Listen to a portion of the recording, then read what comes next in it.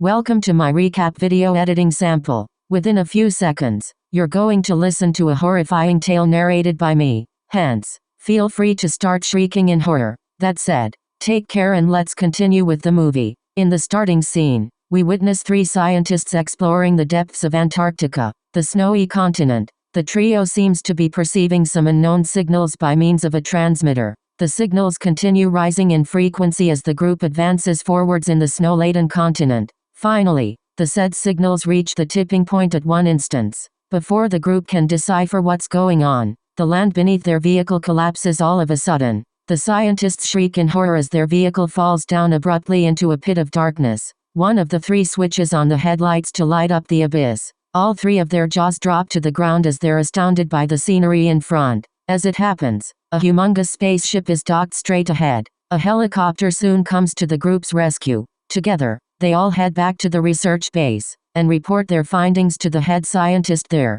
The head scientist soon organizes a research team composed of regular scientists as well as a paleontologist, one specifically charged with studying remains from the past. The paleontologist is a female, with her name being Kate. The group soon reaches the spaceship, all hoping to explore every last nook and cranny of the massive structure. Once there, the team members are all stupefied by the spaceship's magnificent size as well as superior technology. Kate soon manages to spot a massive creature buried within the snow. The said creature fails to show any signs of mobility and was most likely frozen to death, dead or alive. Kate is captivated by the creature she discovered. She's of the mind to conduct her research on the said alien's corpse and probe its body for further clues. In the end, the group manages to excavate the creature and haul it back to their research center. Back there, the head scientist is adamant upon researching the creature's cells. Kate warns him that doing so may not be worth the risk. As it happens, the discovered creature is definitely not of this world and therefore,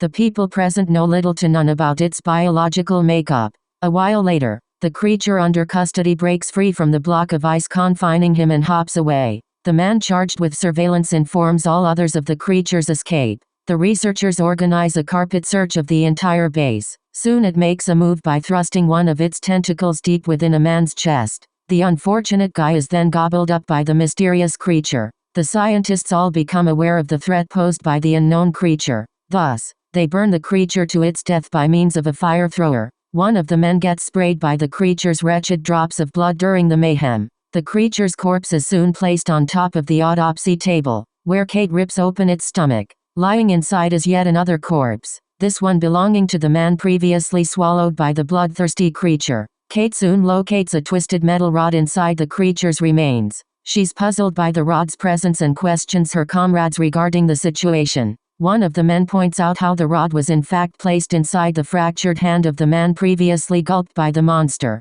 Kate is flabbergasted by the revelation, since the reason why that creature detached the rod from within the man's body is indeed one hell of a mystery. What's even creepier is how the dead man's fragile human skin seems to be thickening as time passes by. Upon closer inspection, Kate discovers how the creature's cells are somehow miraculously covering the man's own cells. The shocking discovery horrifies her. She thus starts considering the possibility of the deadly creature's revival, by somehow mysteriously taking over the swallowed man's corpse. Meanwhile, the man previously infected by the creature's blood falls ill all of a sudden. Three of the others thus accompany him to the infirmary for timely treatment. All four of them depart by means of a helicopter. On the flip side, Kate pays a visit to the lavatory. There she locates a bunch of tiny metal objects, the kind which are deployed within teeth during mental surgery. She even spots hell of a lot of blood within the bathtub. Kate then makes a wild guess. She assumes how metal objects may hinder the creature's process of possessing a new body. She also confirms how the four who evacuated the base on helicopter had in fact used the bathroom before leaving. Kate immediately springs into action and rushes to the helipad. Sadly though, the chopper leaves just a while before her arrival. Inside the helicopter, one of the men present starts mutating all of a sudden. What's surprising is how he's not the one who fell sick previously. Anyhow, the mutated man's body soon shreds in half and releases a heckload of tentacles towards the sick dude. Thus, chaos reigns inside the helicopter, forcing it to crash land on the snowy region. All the while, Kate and the others had been eyeing the chopper. Each of them is appalled by the sight of those men crashing into the abyss of doom. The sorrowful Kate then heads back to the bathroom. There, She's astounded by the fact how the bathroom previously overrun by blood has become spotless now. The witty scientist immediately connects the dots, thinking that someone must be trying to hide evidence here, and the reason is obvious. That person is infected as well.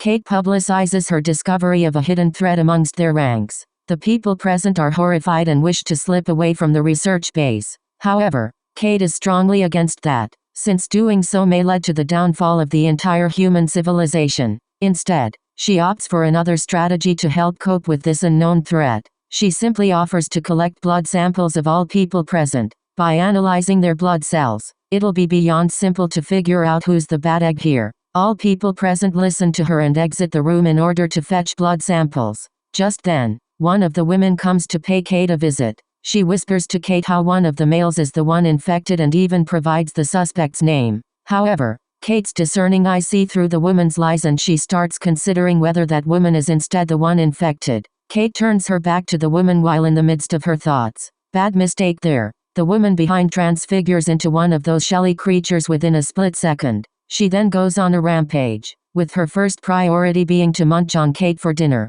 Fortunately for Kate, one of her colleagues intervenes in time, and uses the flamethrower to burn the disgusting creature into ashes as well. Kate finally regains a hold of herself after breathing heavily for a while. She then suggests continuing with the collection of blood samples, since more of the infected may still be lurking within their ranks. A while later, two of the survivors from that helicopter's crash come back to the base. Both of them are put under surveillance, since there's a possibility of them being infected. In the meantime, some guy burns the place holding the blood samples. Obviously, the person behind is the one infected. However, Kate remains undaunted since she has another way of figuring out who's the culprit. She lines up all people present and investigates them for the metal objects within their bodies. Since the creature loathes metal objects, the people devoid of metal may in fact be the ones infected. As a result, 4 people turn out to be suspected of being contaminated, since there ain't a trace of metal on their bodies. Kate then orders to fetch the 2 crash survivors as well.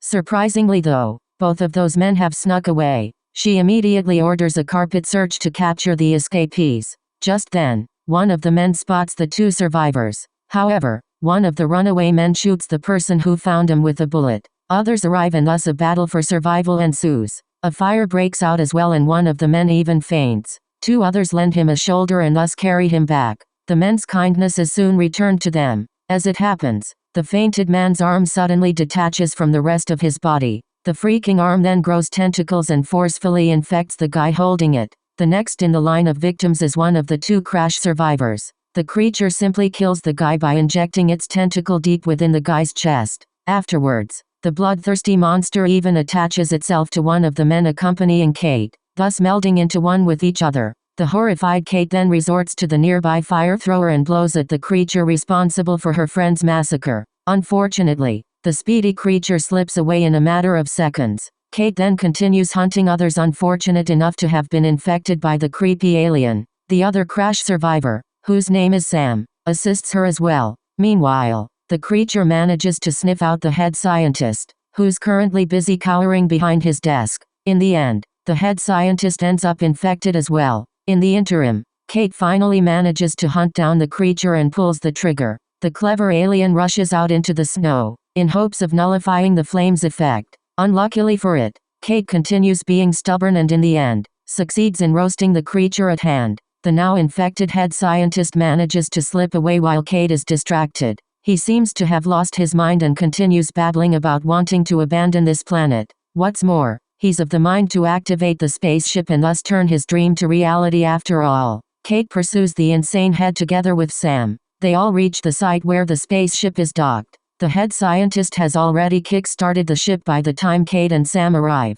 The insane dude even mutates into an abomination himself, and thus starts aggressively attacking Kate and Sam. Kate, who's been holding on to a bomb this entire time, finally grasps hold of an opportunity when the creature lunges at her. She simply throws the said bomb into her attacker's mouth, thus successfully blasting the creature into smithereens along with the freaking spaceship.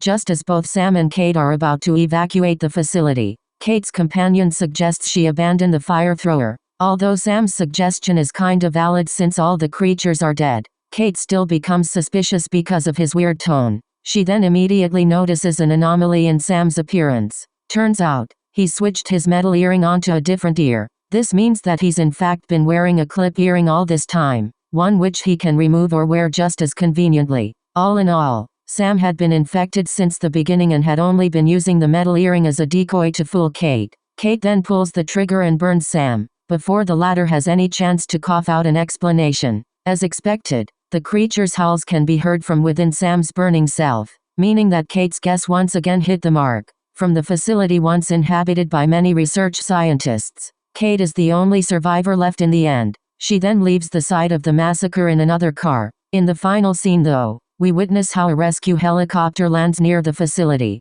As it happens, one of the men inside managed to survive after all. He only popped out of his hidey hole after hearing the noise. The wary survivor points his gun at the newcomers and demands to inspect their bodies. He's finally relieved after confirming how the newcomers are carrying metal objects with them. Just then, the dog previously savaged by the creature now transforms into the said monster as well. It then sprints away into the distance. Luckily though, the surviving man is definitely not willing to take any chances. He takes his aim and pierces the runaway dog with tons of bullets. That's where the movie ends.